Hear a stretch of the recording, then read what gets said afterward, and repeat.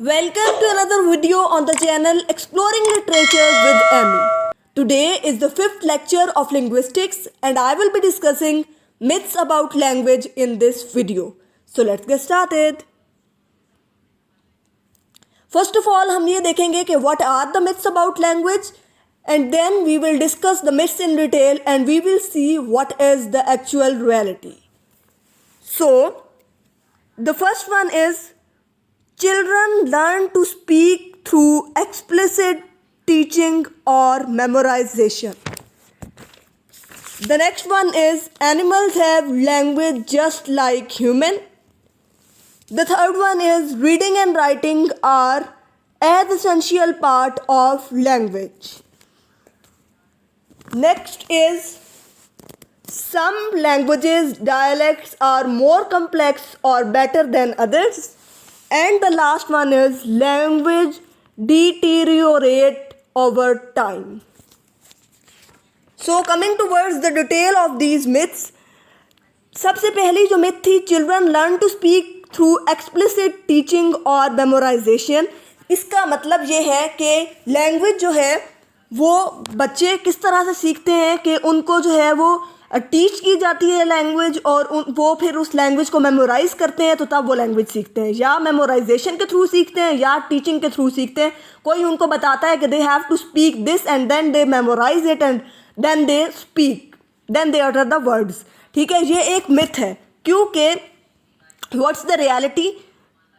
Reality ये है कि बच्चे जो हैं वो लैंग्वेज को उस वक्त सीख चुके होते हैं जब अभी तक वो क्लासरूम में एंटर भी नहीं हुए होते. They learn to speak language long before they enter the classroom. ठीक है, और बेसिकली वो लैंग्वेज सीखते कब है, जब उनका एक्सपोजर होता है लैंग्वेज के साथ. जब उनको लैंग्वेज के साथ एक्सपोज किया जाता है उस वक्त वो लैंग्वेज सीख लेते हैं. तो क्लासरूम में एंटर होने से पहले, एक ऑर्गेनाइज सिस्टम में एंटर होने से पहले वो लैंग्वेज जो है वो सीख चुके होते हैं. So this is the myth. ठीक है, और बच्चे जो हैं वो ऐसे वर्ड्स और ऐसी लैंग्वेज प्रोड्यूस कर लेते हैं जो पहले कभी किसी ने सुनी नहीं होती, और वो जो लैंग्वेज प्रोड्यूस करते हैं that basically depends on different linguistic patterns. ठीक है, एक क्लासिक एग्जांपल इसकी ये है कि जो बच्चे होते हैं they generalise to unfamiliar data in the wag test. ठीक है, और अब क्या है, एक और एग्जांपल हमारे पास कि बच्चा जो है वो वर्ड्स उसको सिखाए गए, उसने जो वर्ड्स सुने वो ये थे कि वेंट, एट और फीट, और उसने जो वर्ड्स प्रोड्यूस किए वो थे गुड, ईटेड और फूड्स. ठीक है, तो इसका मतलब क्या हुआ कि जो उसको सिखाया गया या जो उसने किसी से सुने वो तो उसने नहीं बोले, उसने तो अपनी एक न्यू जो वर्ड्स हैं उनको जो है वो प्रोड्यूस कर लिया, एक न्यू वोकेबलरी जो है उसको उसने प्रोड्यूस कर लिया. तो इसका मतलब क्या हुआ कि ये एक मिथ है कि लैंग्वेज जो है वो टीचिंग, एक्सप्लिसिट टीचिंग या मेमोराइजेशन के थ्रू सीखी जाती है. ऐसा नहीं होता. एक और एग्जांपल मैं आपके साथ शेयर करती हूँ. फॉर एग्जांपल, एक बच्चा है जो बोल रहा है want other one spoon daddy. उसके फादर उसको कहते हैं you mean you want the other spoon. बच्चा आगे से कहता है yes I want the other one spoon please daddy. Father आगे से कहते हैं कैन यू से द अदर स्पून. ठीक है, बच्चा जो है वो कहता है अदर वन स्पून, फादर कहते हैं से अदर, बच्चा कहता है अदर. फादर कहते हैं स्पून, बच्चा कहता है स्पून. फादर कहते हैं अदर स्पून, चाइल्ड कहता है other spoon, now give me other one spoon. अब इसका मतलब यह हुआ कि जब बच्चों को हम कुछ सिखाने की कोशिश करते हैं तो दे रेजिस्ट. ठीक है, वो एक्सप्लिसिट टीचिंग को जो है वो रेजिस्ट करते हैं. अब उसके फादर ने उसको बार बार कहा कि अदर स्पून बोलो और उसने अपने फादर के पीछे रिपीट भी कर लिया, लेकिन at the end he spoke the word which he wanted to speak. ठीक है, जो चाहता था कि वो बोले उसने वही बोला. He uttered the word which was already in his mind. उसने बोला अदर वन स्पून, उसने अदर स्पून नहीं बोला. सो इसका मतलब ये है कि लैंग्वेज जो है वो मेमोराइजेशन के थ्रू या एक्सप्लिसिट टीचिंग के थ्रू जो है वो लर्न नहीं की जाती. ठीक है। The next one is animals have language just like humans, ठीक है, ये दूसरी मिथ है। अब ये एक मिथ है क्योंकि एनिमल्स की लैंग्वेज तो कभी भी ह्यूमन बीइंग्स की जैसी नहीं हो सकती, ठीक है। अब क्या है कि आप देखें कि एनिमल्स के पास एक साइन लैंग्वेज होती है, वो कम्युनिकेट करते हैं, लेकिन उनका जो कम्युनिकेशन सिस्टम है वो बहुत लिमिटेड है। उनके कम्युनिकेशन सिस्टम में वो कैरेक्टरिस्टिक्स नहीं पाए जाते जो कि ह्यूमन लैंग्वेज के अंदर जो है कैरेक्टरिस्टिक्स हमें नज़र आते हैं। तो अब क्या है कि एनिमल्स जो हैं वो कम्युनिकेट कर सकते हैं किसी ना किसी अंदाज में एक दूसरे के साथ, लेकिन ह्यूमन लैंग्वेज जो है वो सेवरल रीजंस की वजह से यूनिक है, उसके अंदर यूनिकनेस जो है वो पाई जाती है। अब सबसे पहली बात यह है कि ह्यूमन लैंग्वेज जो है वो रिकर्सिव है, ठीक है। सेंटेंसेस जो हैं वो इनफाइनाइटली लॉन्ग हो सकते हैं और इतने लॉन्ग हो सकते हैं जितने कि आपकी मेमोरी जो है वो होल्ड कर सकती है, ठीक है। और अब हम क्या करते हैं कि एक फ्रेज या एक सेंटेंस को दूसरे में इम्बेड करके हम जो है वो न्यू से न्यू इनफाइनाइट सेंटेंसेस जो है उनको बना सकते हैं। इसके कुछ एग्जांपल्स हम चिल्ड्रन सॉन्ग्स से देखते हैं। First one is the branch on the tree and the tree in the hole and the hole in the ground. The next one is she swallowed the spider to catch the fly and I don't know why she swallowed the fly. The next one is who lived in the house that Jack built. अब एक और बात ये है कि human language जो है वो क्रिएटिव भी है और प्रोडक्टिव भी है। हम ऐसे सेंटेंसेस और वर्ड्स जो हैं वो प्रोड्यूस कर सकते हैं जो कभी किसी ने सुने भी नहीं, ठीक है। अब हम क्या कहते हैं कि ह्यूमन बीइंग्स के पास एक कैरेक्टरिस्टिक्स है उनकी लैंग्वेज में जिसको प्रोडक्टिविटी कहा जाता है, और उस प्रोडक्टिविटी ही के थ्रू हम ऐसे वर्ड्स और ऐसे सेंटेंसेस क्रिएट कर लेते हैं जो कि कभी आज तक किसी ने सुने भी नहीं होते। और इसकी एक एग्जांपल मैं आपको ये दे दूं कि मूवीज़ बनाई जा रही हैं उन प्लैनेट्स के बारे में जो अभी डिस्कवर भी नहीं हुए, तो ये इंसान की लैंग्वेज ही है जो उसको नए से नए वर्ड्स बनाने में हेल्प करती है। जो एनिमल्स हैं उनके पास एक फिक्स्ड नंबर ऑफ वर्ड्स हैं या fixed number of sine language हैं जो वो कन्वे कर सकते हैं। वो फिक्स्ड नंबर ऑफ इमोशंस जो हैं उनको कन्वे कर सकते हैं, जैसे आप कह लें फियर या वार्निंग्स वगैरह, ठीक है। और अब आपको मैं एक और एग्जांपल आपके साथ शेयर करती हूँ कि बी डांस जो है वो कम्युनिकेट कर सकता है इंफॉर्मेशन फूड के बारे में या डिस्टेंसेस के बारे में। डॉग्स जो हैं वो रिकॉग्नाइज कर सकते हैं टॉयज़ के नाम, और ये भी रिकॉग्नाइज कर सकते हैं कि यू आर हैप्पी और एंग्री, लेकिन वो ये नहीं बता सकते कि उनका वीकेंड किस तरह का गुजरा या वो क्या करेंगे अगर उनको $1,000,000 मिल जाए। ये सब जो है ये इंसान के पास जो है खसूसियत है, और इंसान अपनी प्रोडक्टिविटी का कैरेक्टरिस्टिक जो ह्यूमन लैंग्वेज में पाया जाता है उसके थ्रू ये सारी बातें कम्युनिकेट कर सकता है। सो साबित ये हुआ कि ये एक मिथ है कि ह्यूमन लैंग्वेज और एनिमल लैंग्वेज जो है वो सिमिलर है। They are not similar, they are far difference, there is a far difference in these two languages, ठीक है, these two communication systems. The next one is reading and writing are essential part of language.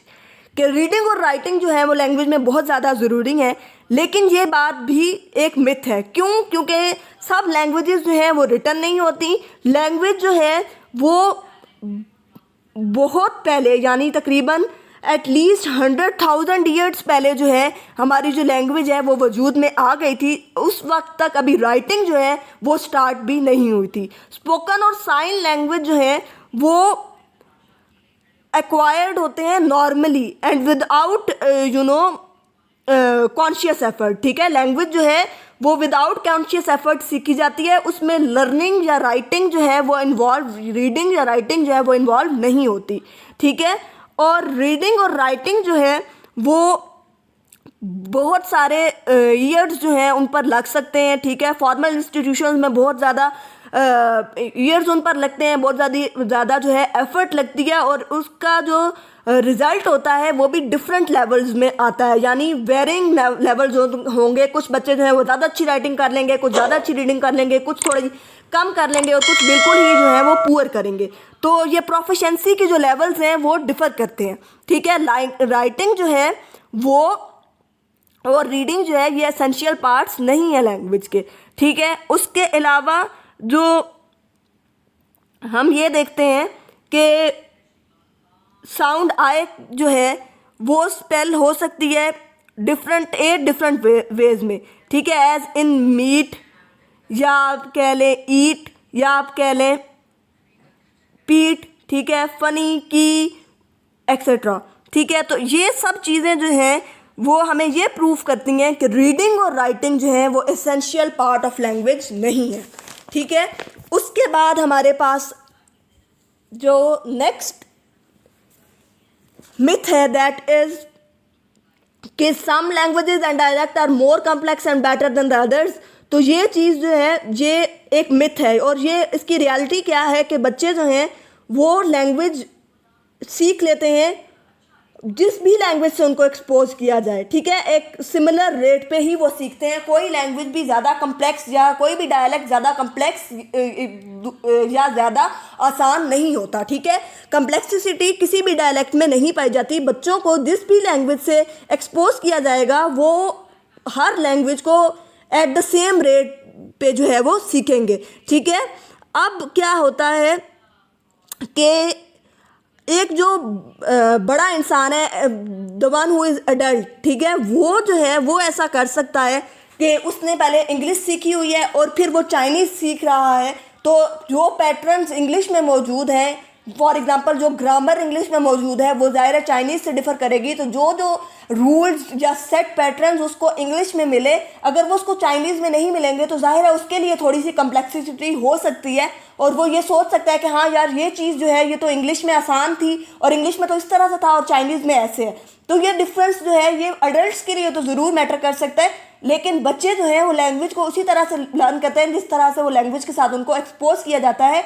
जिस language से भी उनको expose किया जाएगा they will learn the language at the same rate. अब देखिए एक एशियन पेरेंट्स का बच्चा है जो कि पाकिस्तान में फॉर एग्जांपल रहता है, उसको उर्दू सिखाई गई, उसको इंग्लिश सिखाई गई, उसको पंजाबी सिखाई गई, और फिर उसको जो है वो यूरोप में जो है वो उसका बाकी ब्रॉटअप हुआ, वो वहाँ से यूरोप चला गया। तो अब यूरोप में जाकर उसने जो यूरोपियन लैंग्वेज है वो भी सीख ली। क्यों? क्योंकि उसको वहाँ पे यूरोपियन लैंग्वेज के साथ एक्सपोज कराया गया, तो उसने उसी फ्लुएंसी के साथ और उसका द रेट ऑफ अंडरस्टैंडिंग या वो चीज़ जो है उसकी वो सेम था as it was in English, Urdu and Punjabi, ठीक है। तो ये चीज़ जो है कि कुछ लैंग्वेजेस जो हैं वो और या कुछ डायलेक्ट्स जो हैं वो कम्प्लेक्स होते हैं दूसरों की निस्बत, ऐसा कुछ भी नहीं है, सब लैंग्वेजेस इक्वल होती हैं, ठीक है।